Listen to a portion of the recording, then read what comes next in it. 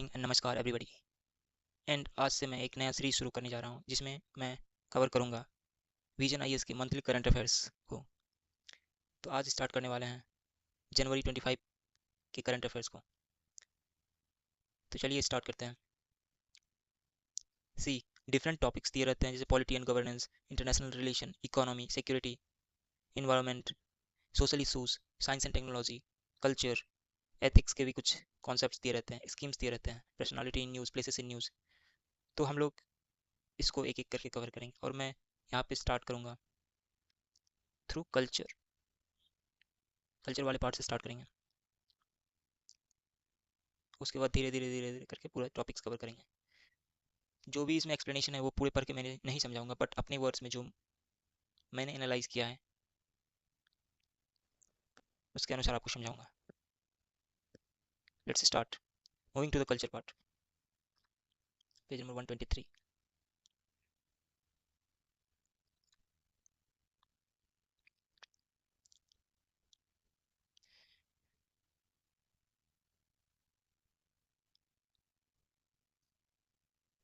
Recently Tamil Nadu में excavation हो रही थी बहुत सारी जगहों पे। एक तो किलारी नाम आप लोगों ने सुना होगा।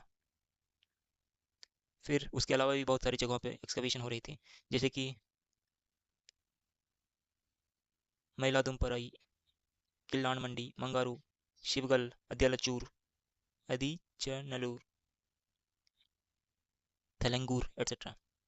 इन जगहों पे जब स्टडी की जा रही थी, आर्कियोलॉजिकल एविडेंस को स्टडी किए जा रहे थे, तो उसके अनुसार जो कार्बन डेटिंग होती है ऑब्जेक्ट की, उससे एज पता चलता है। तो जब एज पता किया गया तो उसका एज अराउंड 3345 BC शो किया गया। एंड इससे ये एविडेंस निकलता है कि आयरन एज जो है तमिलनाडु में स्टार्ट हुए थे। बट ये प्रिलिमिनरी एक्सकवेशन है, अभी भी बहुत सारी जगह ऐसे हैं जिन पे अभी एक्सकवेशन होना बहुत चीज़ों का बाकी पड़ा हुआ है। तो अर्लियर क्या हम लोगों का क्या कॉन्सेप्ट था कि हड़प्पन के बाद जो वैदिक सिविलाइजेशन हुए थे उसके बीच में कहीं आयरन एज का उदय हुआ था। एंड हड़प्पन एज कितना बताया जाता है, अराउंड 2500 BC के अराउंड हड़प्पन एज बताया जाता है, जबकि वैदिक एज बताया जाता है 1500 से 500 या 600 BC के अराउंड वैदिक एज बताया जाता है। बट जो एक्सकवेशन के थ्रू, जो आर्कियोलॉजिकल एविडेंस के थ्रू कार्बन डेटिंग किया गया, तो इससे इसका एज 3345 BC बताया जा रहा है। एंड संगम लिटरेचर में जो भी टेक्स्ट दिए हुए थे अराउंड की ये सारे किंग थे, क्वीन थे, इतने संगम हुए थे, तो उसको एज ए जस्टिफिकेशन लिया जा रहा है।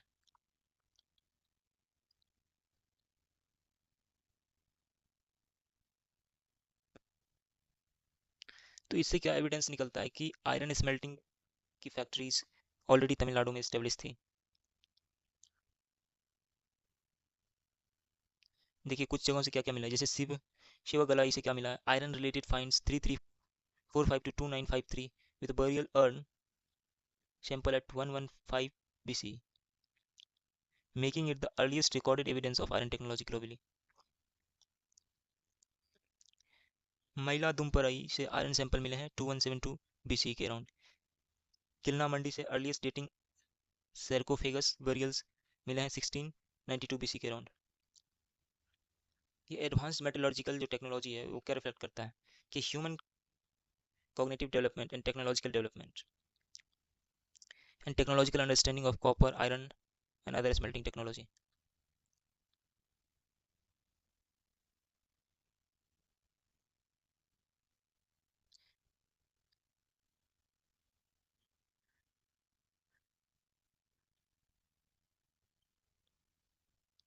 सेम चीज़ यहाँ पे डिस्कस किया गया है कि आयरन एज नॉर्थ इंडिया में बोला जाता है कि 1500 के अराउंड बताया जाता है, जो वैदिक पीरियड के कंटेम्प्रेरी था।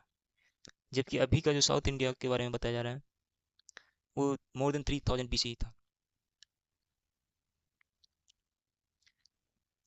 And this could change the historical teachings and in the universities and research arena.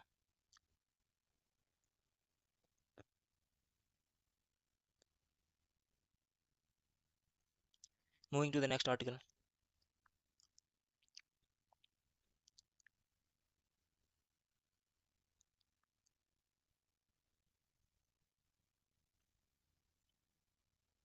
GI tags के बारे में आर्टिकल है। जीआई टैग इंडिया में किस आर्टिकल के अंदर, किस एक्ट के अंदर कवर किया जाता है? जीआई टैग इंडिया में geographical indication of goods registration and production act 1999 के अंदर कवर किया जाता है। एंड किसी भी आर्टिकल का, किसी भी ऑब्जेक्ट का ड्यूरेशन ऑफ रजिस्ट्रेशन 10 ईयर्स का होता है, 10 ईयर तक रजिस्टर रहते हैं। एंड रजिस्ट्री लोकेशन कहाँ पे है जीआई टैग का? चेन्नई में। And who are the registrar of GI? Geographical indication का रजिस्ट्रार कौन है? Controller general of patent, design and trademarks. किस मिनिस्ट्री के अंदर आता है? DPIIT, ministry of commerce and industry.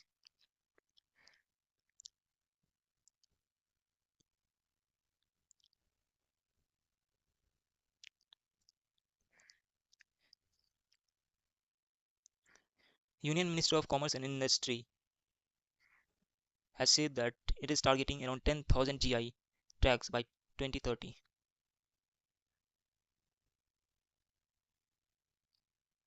GI समागम एक इवेंट हुआ था, उस पर जो हमारे union minister of commerce and industry थे, उन्होंने बोला कि 10,000 GI टैग टारगेट कर रहे हैं 2030 तक। अबाउट जीआई के बारे में कुछ पढ़ते हैं। ज्योग्राफिकल इंडिकेशन है क्या? Geographical indication is a sign used on the product that have specific geographical origin. Specific geographical origin होना चाहिए। Possess a quality of reputation that are due to that origin.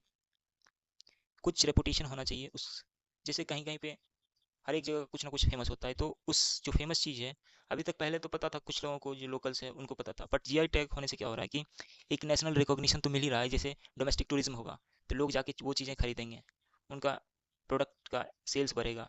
और जो बाहर से जो टूरिस्ट आते हैं वो भी देखेंगे कि जीआई, बाहर के लोग जो टूरिस्ट आएंगे तो वो भी मिनिस्ट्री ऑफ कल्चर या फिर ministry of commerce and industry की वेबसाइट पे जाके देखेंगे कि कौन कौन सा चीज़ फेमस है इंडिया में। तो जीआई एक इंपॉर्टेंट रोल प्ले करता है and it will boost the export.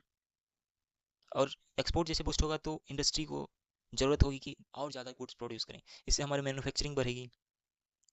और जो लोकल इंडस्ट्रीज़ है जैसे कि handicraft industry, food stuff industries, वो भी बढ़ेगी। एंड इससे क्या होगा कि एम्प्लॉयमेंट जनरेट होगा। तो जीआई टैग का क्या इंपॉर्टेंस हो गया कि ये एम्प्लॉयमेंट जनरेट करके आपको देगा। साथ ही साथ जो फूड सिक्योरिटी का बात आती है, वो भी एक तो एम्प्लॉयमेंट जनरेट करके देगा, दूसरा है कि फूड प्रोसेसिंग इंडस्ट्री जो है, फूड प्रोसेसिंग इंडस्ट्री उसको बूस्ट करेगा, मैन्युफैक्चरिंग सेक्टर को बूस्ट करेगा। एंड इससे क्या होगा कि एक्सपोर्ट बढ़ेगा। एंड एक्सपोर्ट बढ़ने से क्या हो जाएगा कि हमारी जीडीपी में इंक्रीज होगी, इंक्रीज इन जीडीपी। एंड इसके केस में प्रोटेक्शन क्या क्या है? GI tagging provides legal protection. Question यदि एग्जाम में आता है कि क्या ये लीगल प्रोटेक्शन प्रोवाइड नहीं करता है? नहीं, it provided a legal protection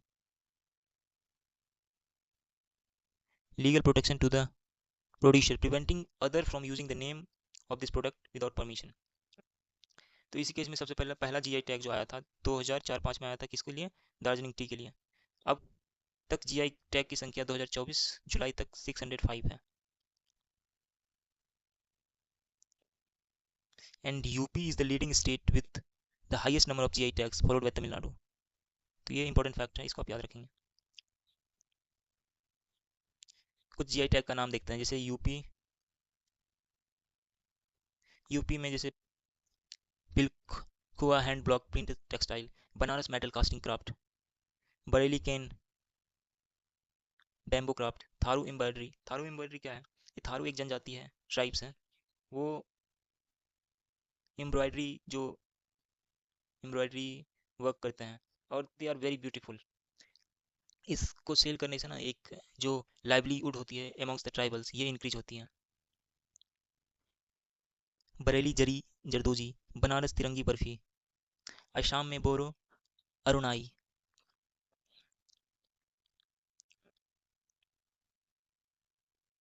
borrow नाफम fermented fish, बोरो ओंडला, बोरो गुआखा, बोरो जाऊ गोरन, बोरो जौगिशी, बोरो मैबो जो बिरबी, बोरो नर्जी। एंड ये जो बोरो है ये क्या है? एक रीजन है जहाँ पे बोरोलैंड जो जगह है। एंड रीजन किसके नाम पे है? बोरो ट्राइब्स जो है उनके नाम पे रीजन है। एंड कुछ साल पहले आप लोगों ने सुना होगा कि बोरोलैंड एकॉर्ड करके साइन किया गया था हमारे होम मिनिस्टर के द्वारा। बोरोलैंड इनिशियली जो थे वो इंडिया से अलग होना चाहते थे, बट धीरे धीरे करके उन्होंने सरेंडर किया अपने जितने भी आर्म्स थे। एंड 2020 से 25 के बीच में किस, I don't remember the year, but इन्होंने बोडोलैंड एकॉर्ड साइन करा and they are completely merged with in India. और असम, सॉरी, ये ये तो थे असम के जीआई टैग्स। अब अंडमान एंड निकोबार के जीआई टैग्स देखते हैं। अंडमान एंड निकोबार में Nicobari केनोई, Nicobari mat, Andaman Karen Musli rice, Nicobari Tavi Nangchin virgin coconut oil, नगवात कुक खवाता, पदवाक वुड क्राफ्ट, गुजरात के कच्छ अजरक। तो ये कुछ स्टेट के जीआई टैग्स दिए थे, उसके बारे में था। अब जीआई टैग्स में क्या क्या दिक्कतें आ रही हैं? जीआई टैग्स में देखिए, रजिस्ट्रेशन रेट जो है बहुत ही कम है। इंडिया बहुत लैग कर रहा है in comparison to other country. जैसे कि चाइना में देखिए 9785 जीआई टैग्स हैं, जर्मनी में 586 है, हंगरी में 7290 जीआई टैग्स हैं। और ये डेटा हमें कहाँ से मिला है? वाइपो, वर्ल्ड इंटेलेक्चुअल प्रॉपर्टी इंडिकेटर है, वहाँ से ये डेटा मिली है। फिर जब रीजनल डिस्पैरिटी देखते हैं in terms of GI, Karnataka, Tamil Nadu and UP have more GI registration than other states like Jharkhand and Tripura. और एक वायोलेशन इन जीआई टैग भी दिखता है। बनारसी सिल्क जो है सूरत जैसी जगह में, जहाँ पे कपड़ों की बहुत सारी फैक्ट्री है, वहाँ पे कॉपी किए जा रहे हैं। Lack of awareness, many rural producer are unaware of GI benefits. Example, Kagga rice, a salt tolerant variety from coastal region of Karnataka remains under recognized। एक कग्गा राइस है जो कि जो साल्ट जो ओशन में है उससे,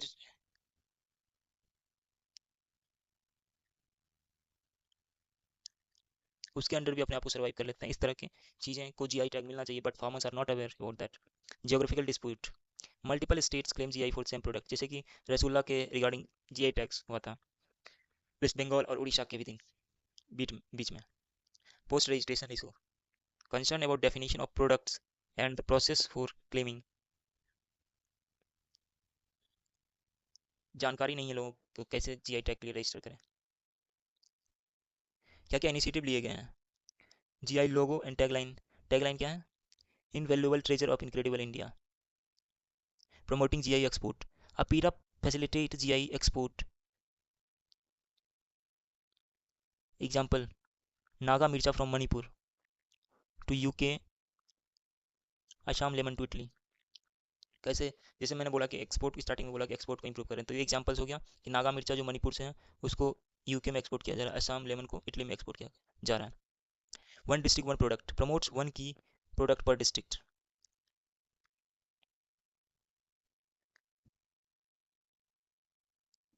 network for digital commerce, and digital commerce से जो भी जीआई टैग प्रोडक्ट है उसको बाय या सेल किया जा सकता है।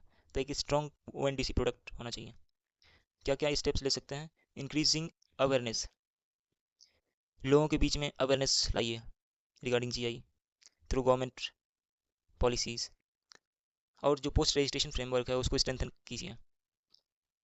जो पुअर प्रोड्यूसर है उसको एक्सपोर्ट सब्सिडीज़ वगैरह प्रोवाइड कर सकते हैं। नॉट मच अमाउंट, बट कुछ ना कुछ अमाउंट आपको प्रोवाइड करना चाहिए। रिजॉल्विंग स्टेट डिस्प्यूट जैसे कुछ स्टेट जैसे कि कोल्हापुर चप्पल के रिगार्डिंग डिस्प्यूट है कर्नाटका और महाराष्ट्र के बीच में due to high demand. Conservation centric approach, एक कंजर्वेशन माइंड में होना चाहिए कि चीज़ों को हम कंजर्व कर रहे हैं, ना कि डिस्ट्रॉय कर रहे हैं चीज़ों को जीआई टैग के थ्रू।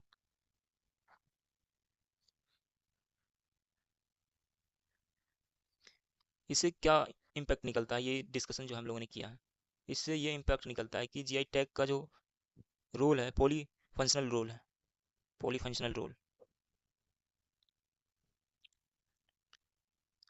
चलिए फिर हम लोग नेक्स्ट आर्टिकल की तरफ बढ़ते हैं। कुछ न्यूज़ है शॉर्ट में, उसको हम लोग देखते हैं।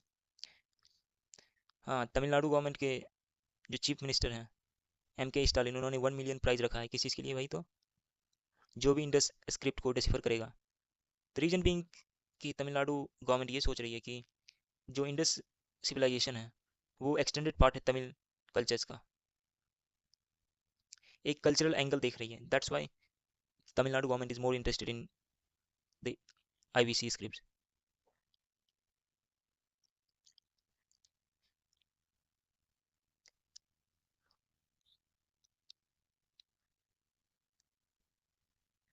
देखिए टाइमलाइन क्या क्या है। Early Harappan script, early Harappan civilization का टाइमलाइन है 330 टू 2600 बीसी, जबकि mature Harappan civilization 2600 to 1900 BC में मिला है। उसके बाद later Harappan civilization 1900 to 1300 BC. Major sites कौन कौन से हैं? Harappa, Lothal, Dholavira, Rakhigarhi, Kalibangan etcetera. These are the major sites.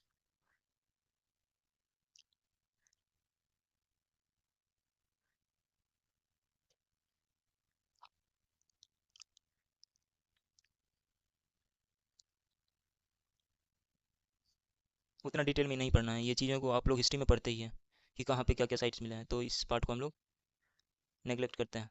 ठीक है, हिस्ट्री की मैं लेक्चर्स, हिस्ट्री का जब मैं लेक्चर लूँगा हड़प्पन सिविलाइजेशन का, उसके अंदर ये सारी चीज़ें डिस्कस करेंगे, तो इसको अभी डिस्कस करने से कोई फ़ायदा नहीं है।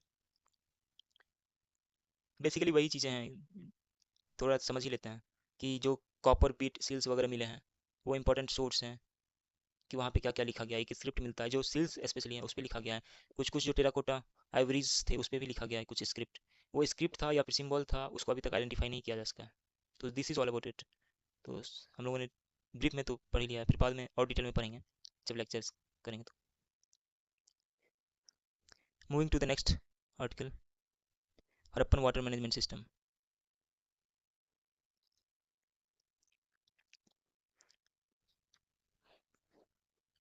5000 साल पहले एक वाटर मैनेजमेंट स्ट्रेटजी हुआ करती थी, टेक्निक हुआ करती थी, जो राखी गढ़ी में खोजा गया, हरियाणा में।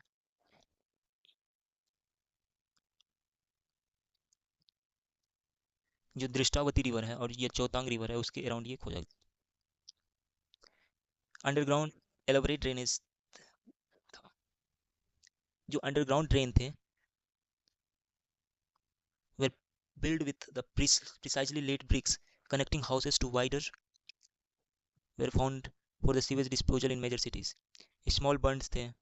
लोथल में हम लोगों ने पढ़ा था, डॉकयार्ड थे near Sabarmati river. Channel and reservoir Dholavira में हम लोगों ने देखा था। अब ये राखीगढ़ी में आपको वाटर मैनेजमेंट टेक्निक मिल जाता है।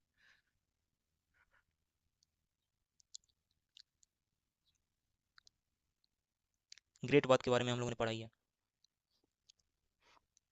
राखीगढ़ी के बारे में थोड़ा पढ़ते हैं कि this is the one of the oldest and large cities of Harappan civilization located in Hisar district of Haryana. Ghaghara Ghaggar Hakra river plain के अराउंड है।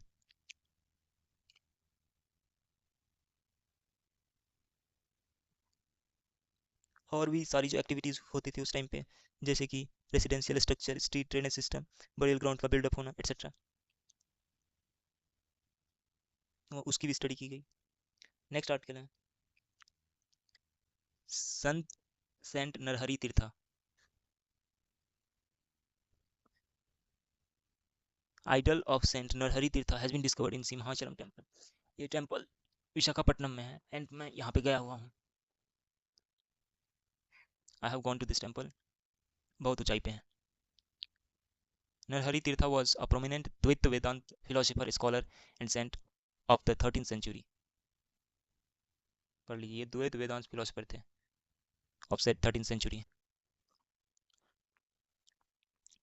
He was believed to be born in Chikakolu town, Chikakolu, ये श्रीकाकुलम डिस्ट्रिक्ट में पड़ता है, चिकाकोलू टाउन में इनका जन्म हुआ था। He was the disciple of Madhvacharya. Madhvacharya was a great proponent of Dvaita Vedanta philosophy. ये द्वैत वेदांत फिलोसफी जितने भी फिलोसफी है, सांख्य फिलोसफी, द्वैत फिलोसफी, अद्वैत फिलोसफी, इस सारे को हम लोग स्टडी करेंगे जो हिस्ट्री और आर्ट एंड कल्चर वाली लेक्चर होगी उसमें। ही इंट्रोड्यूस यक्षगना एंड बयालू आता एज अ पार्ट ऑफ वैष्णव भक्ति आता movement. He was consecrated near the rock adjacent to Chakratirtha Hampi on the bank of river Tungabhadra। कलारी पैतु, ये एक मार्शल आर्ट है जो कि प्रीडोमिनेंटली पाया जाता है केरला में, and this could be the oldest martial art, one of the oldest. दो मेन स्टाइल है, इसके बारे में हम लोगों ने कभी नहीं पढ़ा था, जैसे कि वड़क्कन नॉर्थ स्टाइल को बोलते हैं। Vadakkan is north style practised in Malabar region of Kerala. Thekkan या साउदर्न स्टाइल जो ट्रेवनकोर रीजन में प्रैक्टिस किया जाता है। कोंडा रेड्डी ट्राइब्स। कोंडा रेड्डी ट्राइब्स अभी न्यूज़ में थे, रीजन बीइंग कि कोंडा रेड्डी ट्राइब्स जो है प्रीफर करते हैं लिविंग रिलेशनशिप में रहना रादर देन मैरिज में, due to expensive traditional wedding.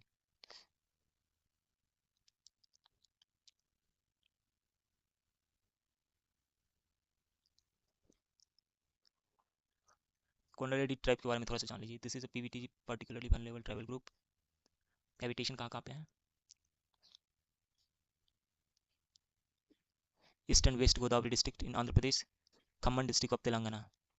Mother tongue mostly Telugu they speak. Family and marriages, family is matriarchal, sorry patriarchal and patrilocal. Monogamy is a rule, but polygamous family are also found.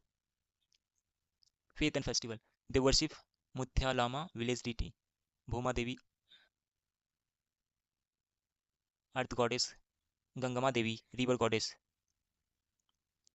and celebrate festival like Mamidi Kotha, Bhudevi Padunga, Gangama Panduga, Vana Devaru Panduga, etc. Haiti tribe के बारे में देखते हैं। बोरो त्यौहार festival known as Maghyo का त्यौहार, the largest annual celebration in Haiti tribes Transgiri region in Himachal Pradesh has started.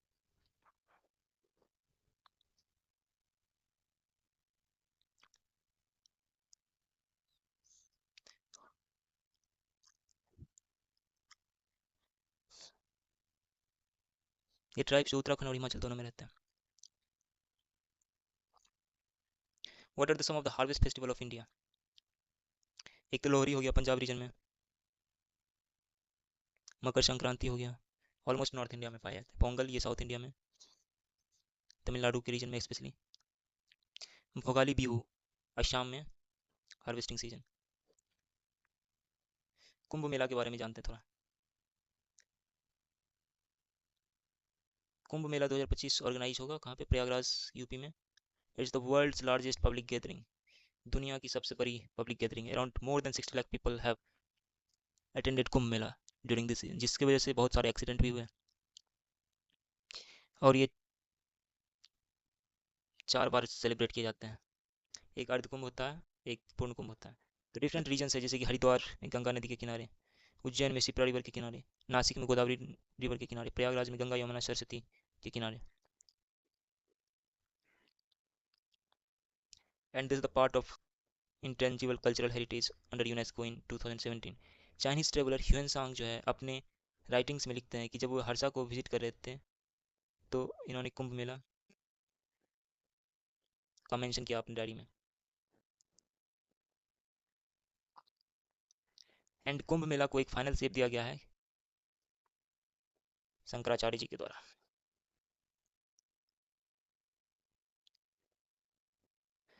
Bharat Ranbhoomi Darshan, ministry of defence launches a Bharat Ranbhoomi Darshan website, जिसका as a part of battlefield tourism plan. Bharat Ranbhoomi Darshan as a part of battle tourism plan. It will be the one stop destination for information and disc clearance for battlefield visit. कोई भी battle field visit, जैसे कि आप राजस्थान में बहुत सारे battle field हैं, वहाँ पे विजिट कर सकते हैं। लोंगेवाला जो बैटल फील्ड है उसको विजिट कर सकते हैं, और भी जो जम्मू कश्मीर वाली बैटल फील्ड है उसको विजिट कर सकते हैं। कुछ बैटल फील्ड के नाम दिए गए हैं, Kibithoo and Bumla in Arunachal Pradesh, Rezang La and Pangong Tso Ladakh region में, डोकलाम कॉन्फ्लिक्ट जो हुए थे वहाँ पे विजिट कर सकते हैं।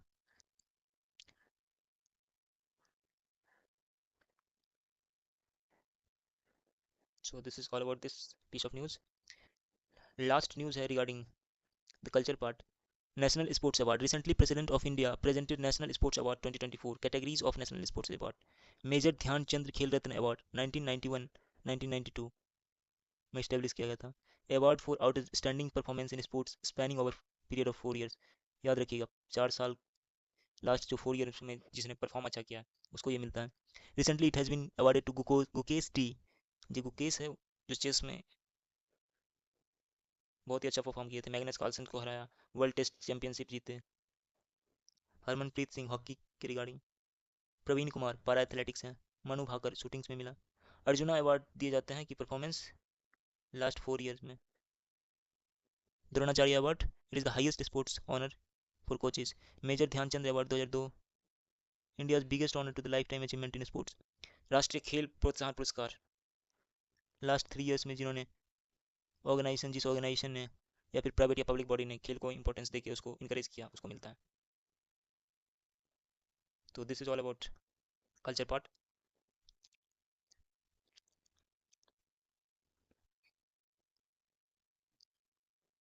कुछ स्कीम्स दी हुई है, उसको हम लोग थोड़ा सा समझ लेते हैं।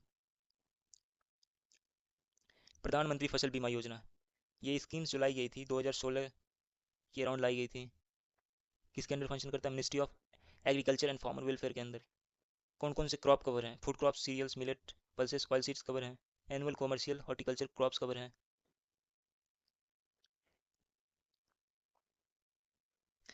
इनका ऑब्जेक्टिव्स क्या है? To offer financial status assistant to farmer who experience crop losses.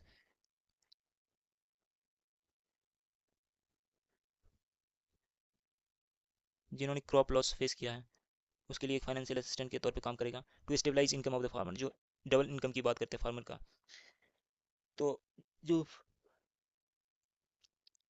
Problem आती है इनकम्स में due to vagaries of monsoon, उसको स्टेबलाइज करने में मदद करेगा। To promote adoption of modern agricultural technique, जो भी हमारे पास मॉडर्न एग्रीकल्चरल टेक्निक है उसको कैसे अडॉप्ट करे उसके लिए मदद करेगा। To enhance the flow of credit to the agriculture sector, supporting food security and the crop diversification. ये फसल बीमा योजना जो है क्रॉप डाइवर्सिफिकेशन को भी प्रमोट करेगा और फूड सेक्टर को भी प्रमोट करेगा।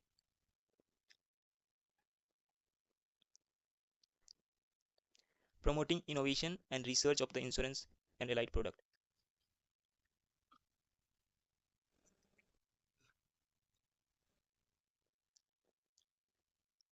देखिए कौन कौन सा रिस्क इसमें कवर किया गया। एक तो जो नेचुरल फायर एंड लाइटिंग है उसके रिगार्डिंग रिस्क को कवर किया गया है। जो स्टॉर्म, साइक्लोन्स, हरिकेन्स, टॉर्नेडोज आते हैं उसके रिगार्डिंग कवर किया गया है।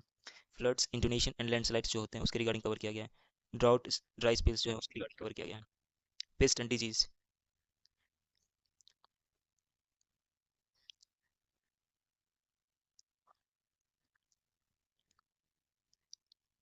prevented sowing notified area basis. It it adverse weather prevent sowing. Insured farmers can claim 25% of the sum insured. The sum insured is the amount that the insurance company pays to the policy holders in case of unpredictable event. Post harvest losses covers up to 14 days after harvesting for crops left in the cut and sprout condition against cyclonic unseasonal rain. जो localized कमी calamities होती है जैसे कि hailstorms, landslides, inundation affecting the specific farm, और जो wild animal attack होता है फूड क्रॉप्स पे उसके रिगार्डिंग भी कवरेज है। एक्सक्लूजन क्या क्या है? ड्यूरिंग वॉर टाइम, मलेशियस या डैमेज, थेफ्ट, इसको कवर नहीं किया गया है। ग्रेजिंग, जो घास चढ़ जाती है बकरी गाय वगैरह, तो इस चीज़ को कवर नहीं किया गया है। लॉसेस टू प्रिवेंटेबल रिस्क, इसको भी कवर नहीं किया गया है। एनुअल प्रीमियम, क्या क्या है एनुअल प्रीमियम? देखिए खरीफ के लिए 2% सम इंसोर्ट किया गया जबकि रबी के लिए 1.5%। एनुअल कॉमर्शियल या हॉर्टिकल्चरल क्रॉप्स के लिए 5% सम इंसोर्ट किया गया है।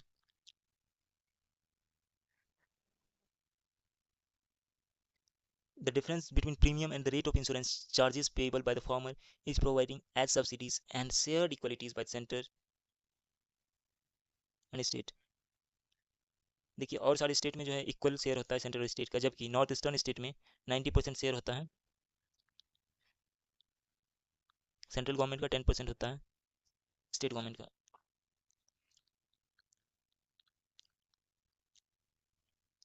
All farmers having insurable interest can be covered under these schemes।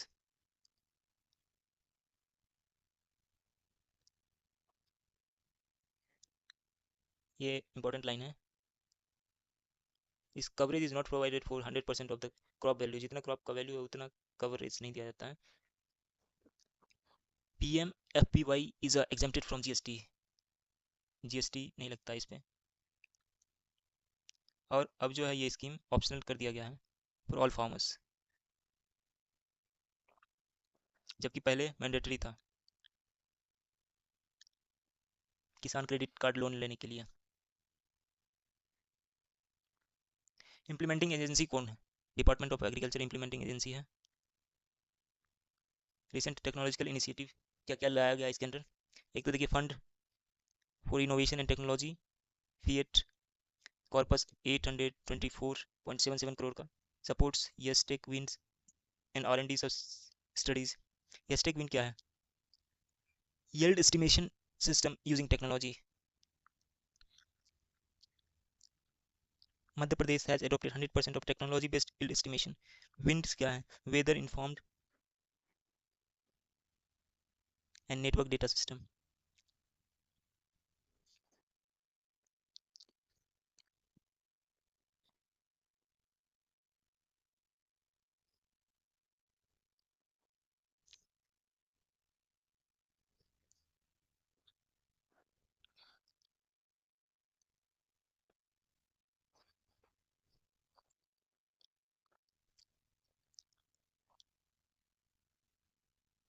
Next scheme है बेटी बचाओ बेटी पढ़ाओ स्कीम। ये लॉन्च किया गया था 2015 में। किस मिनिस्ट्री के अंडर काम करता है? तो ministry of women and child development, ministry of health welfare, ministry of education. Scheme का ऑब्जेक्टिव क्या है कि चाइल्ड सेक्स रेशियो को इंप्रूव किया जाए, ensure gender equality and women empowerment, prevent gender based sex selective elimination, ensure survival and protection of girl child, encourage education and participation of girl child, advocacy campaign launched to address the issue of declining CSR and SBR, gender critical district intervention, sex ratio को improve करने के लिए intervention होना जरूरी है। Target beneficiaries कौन है? Girl child है, वुमेन है, कम्युनिटी एट लार्ज है। मॉनिटरेबल टारगेट्स कौन को क्या क्या है? Improve sex ratio at birth, reduce gender differentials, at least 1.5% increase in institutional delivery, at least 1% increase per year of first trimester, ANC registration, nutritional status को maintain करना है every school में। की इनिशिएटिव कौन कौन से लिए गए? डिजिटल गुड्डी गुड्डा बोर्ड, गुड्डी गुड्डा बोर्ड जो डिजिटल गुड्डी गुड्डा बोर्ड इनिशिएटिव लिए गए हैं। उड़ान Sapne Di Duniya De Rubaru, initiative offering girls an opportunity to shadow professional in the field of their choice, my aim my target campaign, आओ स्कूल चलें, बाल कैबिनेट एट्सेट्रा। लास्ट स्कीम है सुकन्या समृद्धि योजना। ये 2015 में लॉन्च की गई थी, 22 जनवरी 2015 को। Beti Bachao as a part of बेटी Bachao Beti Padhao schemes to promote the objective क्या है? चाइल्ड वेलफेयर को प्रमोट करना, to help parents to build fund for the higher education for girl child. Minimum deposit एक एलिजिबिलिटी क्या है? The account can be open by the natural or legal guardian. A depositor can open and operate only one account in the name of a girl child under scheme rule। Deposit and contribution, minimum deposit 250 का है, maximum deposit 1.5 lakh का है सुकन्या समृद्धि योजना के अंदर।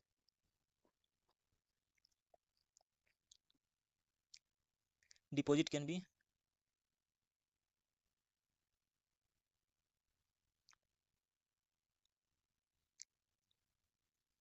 And deposit can be made for period of 15 years, 15 साल तक आप डिपॉजिट कर सकते हैं। इसमें टैक्स बेनिफिट भी मिलता है under section 80 of income tax act.